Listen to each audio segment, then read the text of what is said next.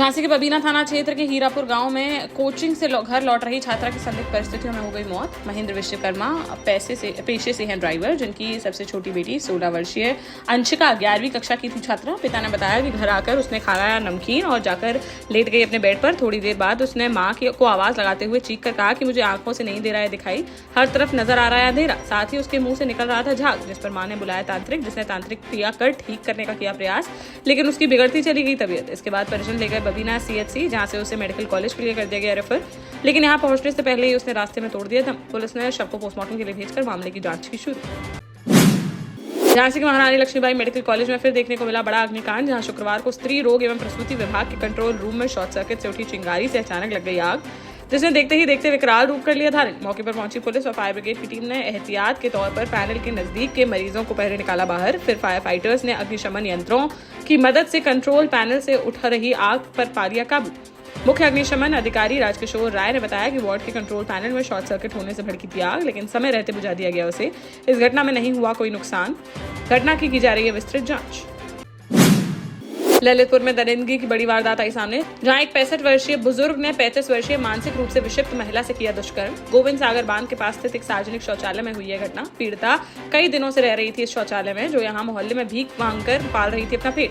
आरोपी राम सिंह ने सोती हुई महिला के साथ कर डाली दरिंदगी। पीड़िता की चीखें सुनकर पहुंचा एक युवक, जिसे देखते ही आरोपी मौके से हो गया फरार।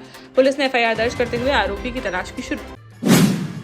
महोबा के पनवाड़ी क्षेत्र में शुक्रवार सुबह एक डबल डेकर बस हो गई दुर्घटनाग्रस्त। दिल्ली से महोबा जा रही थी निजी बस, तभी महुआ और कुनाटा के बीच बाइक से बचने के प्रयास में सड़क किनारे खाई में जा गिरी वह, जिससे उसमें सवार यात्रियों में मच गई चीख पुकार। चालक ने बताया कि बस में थे कुल 5 यात्री, जिनमें से 2-3 यात्रियों को आई हैं मामूली चोटें।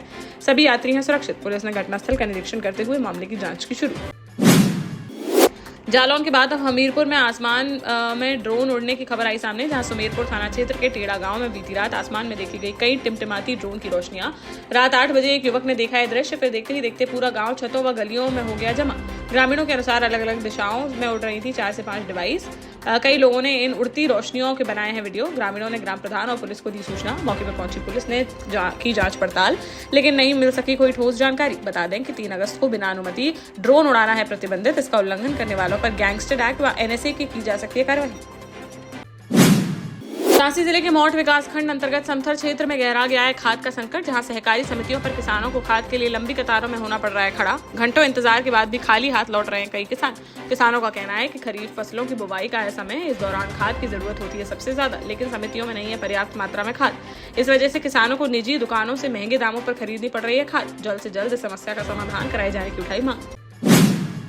दतिया के दूरसड़ा थाना क्षेत्र में भांडेर रोड पर बीती रात एक सड़क हादसे में 2 युवकों की हो गई मौत, जबकि एक गंभीर रूप से हो गया घायल। मृतकों की दतिया के सेवड़ा चुंगी निवासी 27 वर्षीय आकाश वर्मा और गागोटिया मंदिर के पास निवासी 28 वर्षीय सौरभ झा के रूप में हुई पहचान। बताया जा रहा है सौरभ अपने दोस्त आकाश के साथ भिंड जिले के दबोग में अपनी बहन के यहाँ मौर छठ देकर लौट रहा था वापस। तभी रात करीब 9 बजे इमलिया और बीकर गाँव के बीच हो गया है हादसा, जब आमने सामने से टकरा गई 2 बाइकें। प्रत्यक्षदर्शियों और घायल के मुताबिक एक अनियंत्रित कार के अचानक कट मारने के कारण हुई है दुर्घटना। पुलिस ने शवों को पोस्टमार्टम के लिए भेजकर मामले की जांच की शुरू।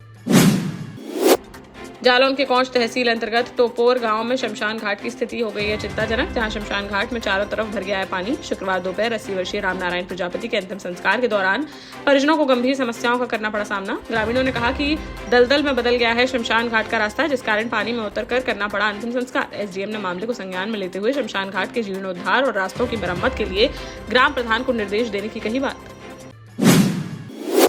दमोह जिले के हिंडोरिया थाना क्षेत्र अंतर्गत हलगज गांव में शुक्रवार दोपहर एक सनकी आशिक का देखने को मिला हाई वोल्टेज ड्रामा, जहां अपनी प्रेमिका से नाराज होकर 200 फीट ऊंचे बिजली के टावर पर चढ़ गया एक युवक, जिसे घंटों की मशक्कत के बाद पुलिस द्वारा समझा बुझाकर उतारा जा सका नीचे।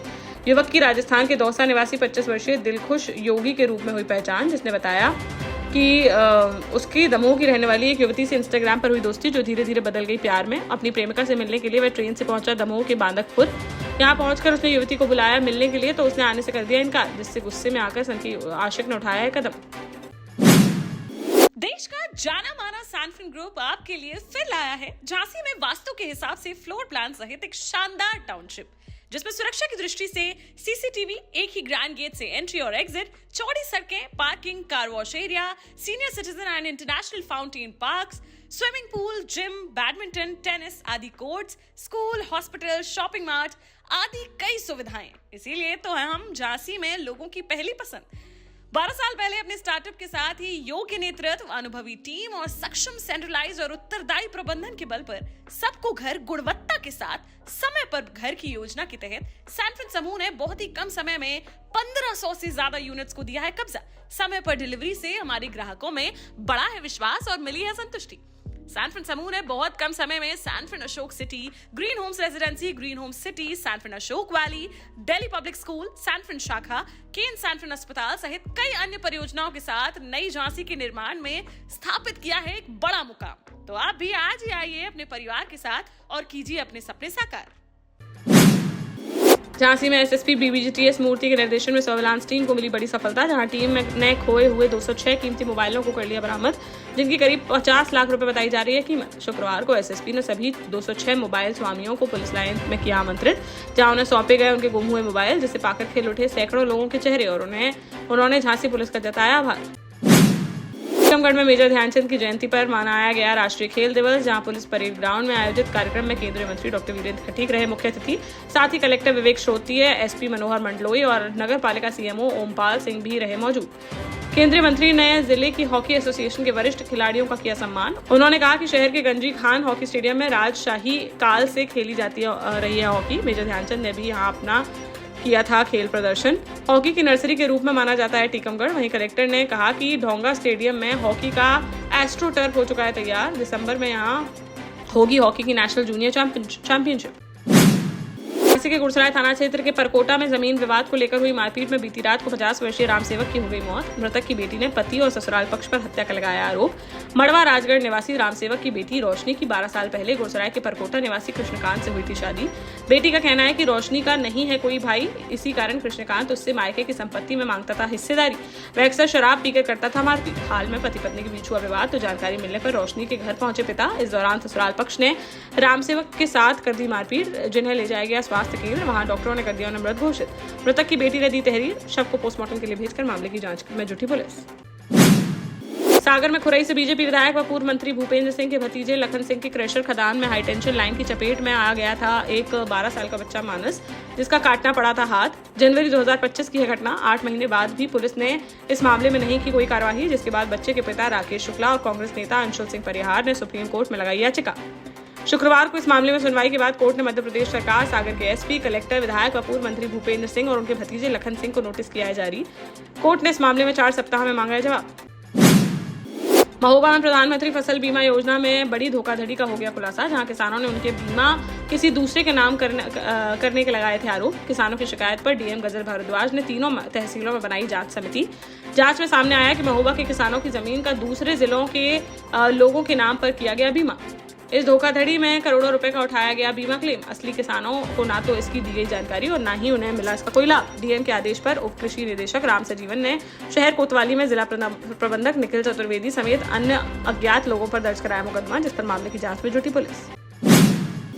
झांसी के मौरानीपुर में गौ माता के प्रति प्रेम की एक अनूठी तस्वीर आई सामने, जहां खदरका गांव में बीती रात अचानक से गहरे कुएं में गिर गई एक गाय, जिस पर ग्रामीणों ने तुरंत प्रशासन को दी इसकी सूचना, लेकिन घंटों तक नहीं पहुंची रेस्क्यू टीम, जिसके बाद ग्रामीणों ने खुद संभाला मोर्चा और ग्रामीणों ने कुएं के अंदर उतरकर खुद बांधी रस्सी और फिर सभी ने उस रस्सी को खींचकर गाय को सकुशल निकाला बाहर, जिसका वीडियो सोशल मीडिया पर हो रहा है वायरल, जिस पर लोग ग्रामीणों की सराहना करते हुए आ रहे हैं नजर। सागर के बहुचर्चित सीरियल किलर मामले में अदालत ने शुक्रवार को सुनाया बड़ा फैसला, जहां आरोपी ने अगस्त 2022 में सागर में 3 सुरक्षा गार्ड और भोपाल में 1 सुरक्षा गार्ड की कर दी थी हत्या। सागर में हत्या के तीसरे मामले में अपर सत्र न्यायाधीश प्रशांत सक्सेना की कोर्ट ने सुनवाई करते हुए सीरियल किलर के आरोपी शिव प्रसाद उर्फ हल्कू धुर्वे को आजीवन कारावास की सुनाई।